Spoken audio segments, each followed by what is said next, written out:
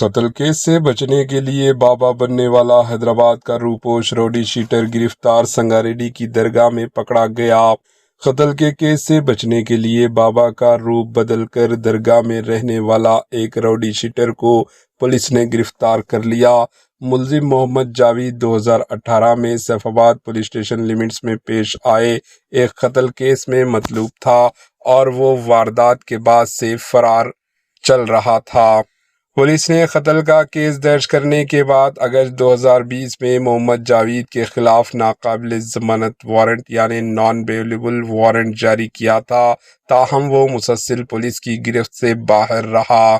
Police کو خفیہ اطلاع ملی کہ جاوید سنگاریڈی ڈسٹرکٹ کے چریلا میں ایک درگاہ پر بابا بن کر رہ رہا ہے۔ اطلاع ملتے ہی خیرتباد زون ٹاسک فورس پولیس نے کارروائی کرتے ہوئے اسے گرفتار کر لیا۔ گرفتاری کے بعد ملزم کا ڈرگ ٹیسٹ کروایا گیا، جس میں اس کے گانجا استعمال کرنے کی تصدیق ہوئی۔ پولیس نے اس کے پاس سے بڑی مقدار میں گانجا بھی برآمد کیا۔ بعد ازاں ٹاسک فورس پولیس نے جاوید کو مزید کارروائی کے لیے سیف آباد پولیس کے حوالے کر دیا۔ Bureau report, AHN news.